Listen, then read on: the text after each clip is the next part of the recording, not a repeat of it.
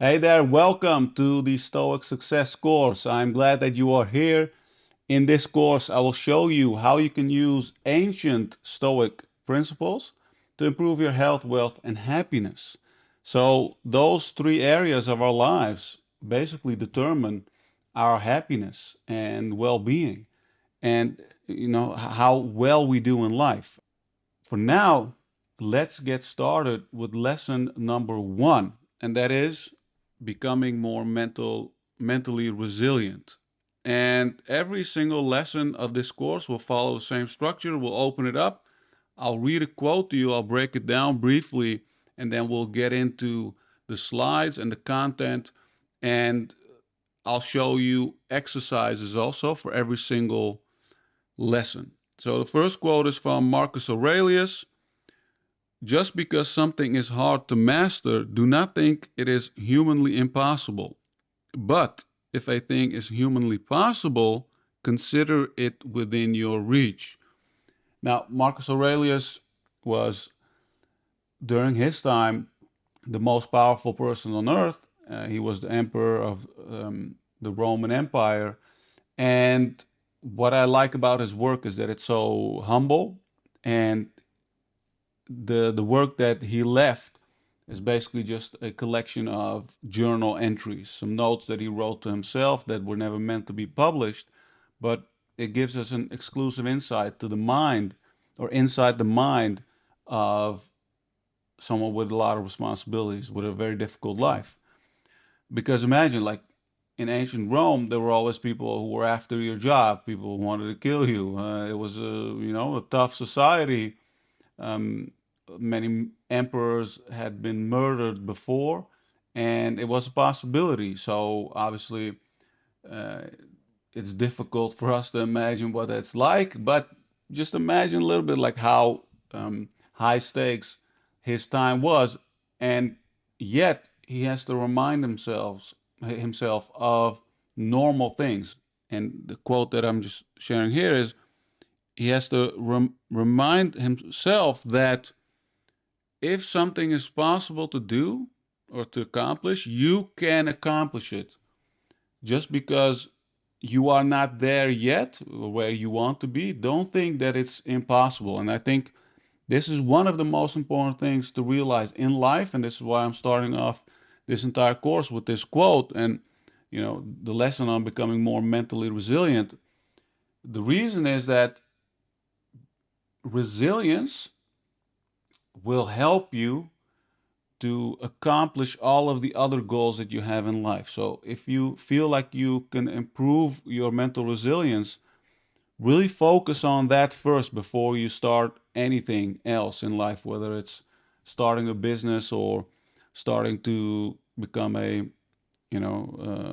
changing your career or becoming a trader or trying to get a promotion or getting on taking on more responsibilities in life. So improve your resilience first, because when you get stronger, challenges in life will become easier for you, right? And that's the first thing to realize, is that you can do it. You just have to remind yourself that if I want to do things that are hard, I need to get better. I need to get stronger, right? And this is not just like an affirmation, where like those old school affirmation where people will say, I'm the greatest, I can do it, and then just rely on self-talk. That's not what the Stoics did. The Stoics started off with self-talk, and then they made sure that their actions followed their thoughts. So let's go to the next slide, and that's the objectives of this lesson. And again, every single lesson will follow the same structure, so you'll know what you can expect after this first lesson. So, first, we'll look at the core principles of Stoicism, just as a reminder for those who have read about it, or if you have read my articles or books on it. It's just a brief reminder. Then we're going to look at how we can apply Stoic techniques specifically for mental resilience. Then we're going to an exercise which is called premeditatio malorum, and I'm sure I'm butchering the pronunciation. So if you are a Latin scholar, I apologize. But it's negative visualization, and we're going to use that to reframe negative thoughts because we can never avoid negative thoughts. We can just reframe them. And then finally, we'll look at a journaling exercise to build resilience. So throughout this course, I'll share uh, an exercise for every single lesson. In this case, we'll have two more practical things, and I want to make it practical because the more we apply what we learn, the better it will stick. All right. Core principles of Stoicism. Number one, recognize what is within your control.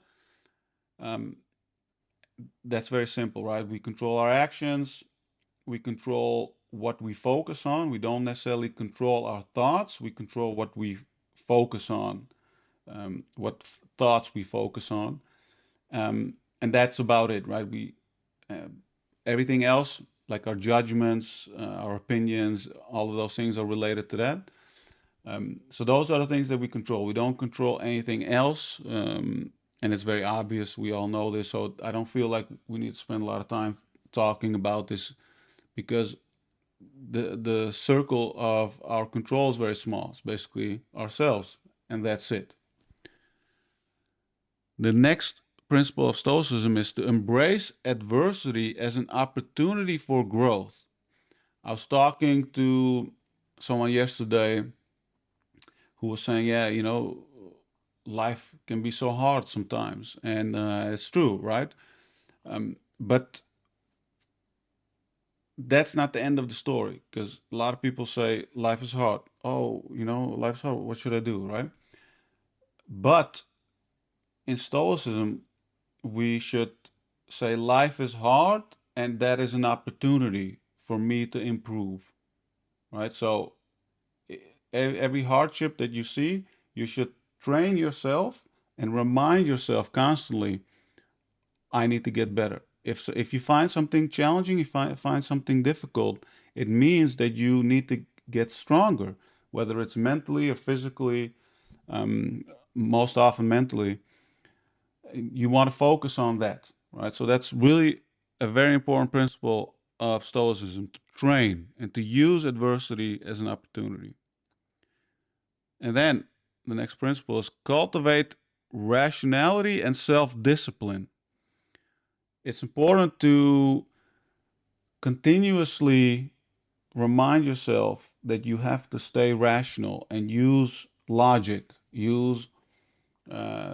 over emotion, because obviously we are emotional beings and it's very easy to get sucked in those emotions. But Stoicism reminds ourselves to be rational and be disciplined about it.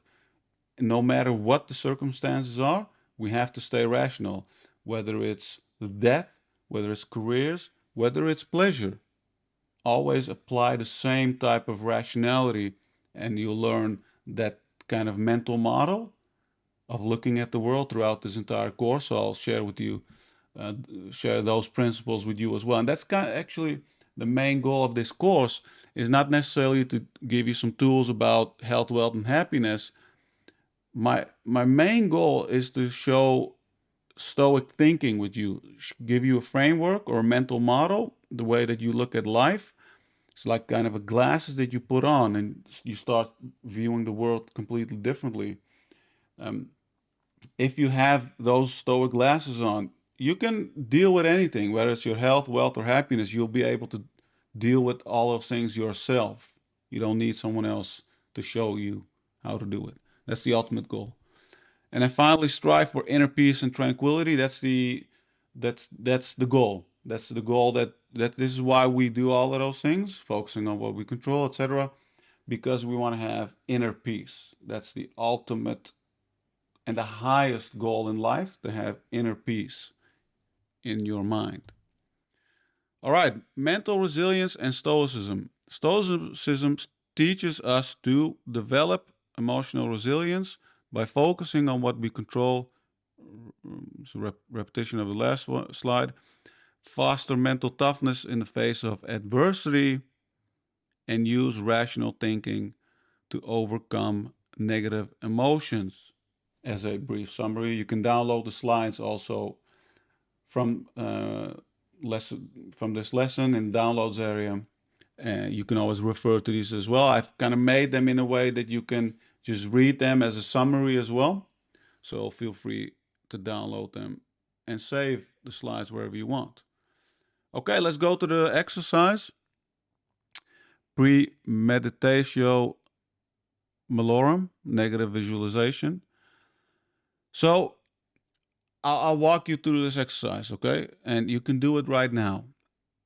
So I hope you're not listening to this or watching this in the car or somewhere or some public place, but just take some time at home or in a quiet place and think of a situation that causes you anxiety or fear. And I will give you an example. What for me caused me a lot of fear before I started writing, and or basically even in the first few years of me writing, was being out of work or losing my job, losing my ability to earn a living.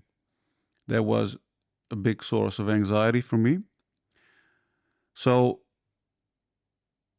it could be other things, like some people have health anxiety, anxiety of losing others, etc. But think about something that causes you anxiety or fear. Then visualize the worst possible outcome and consider how you would cope with this. Now,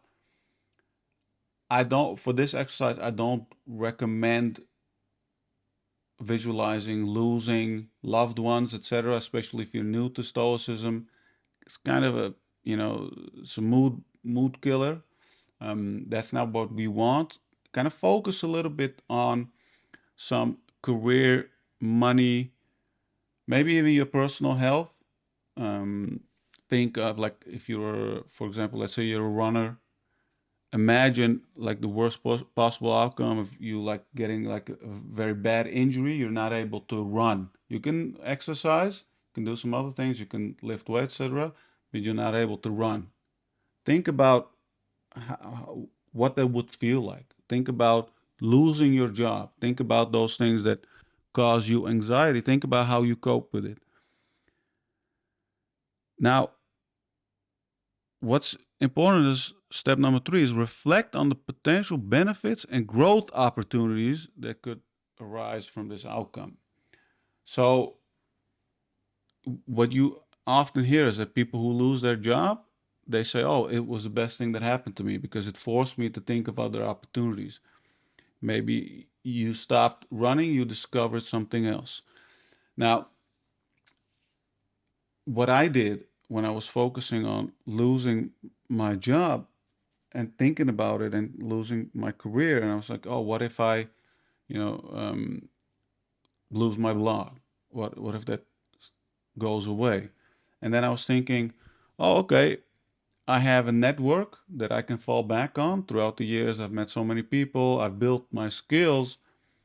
I can always move into another industry. And me being excited about a lot of things, as I was thinking, I was like, oh, maybe I could work in sports. I love professional sports. Maybe I could move into that industry. So you challenge yourself to think that, oh, it's not the end of the world when things happen to us. We just have to deal with them. And the fear of something happening is often worse than the thing actually happening to us.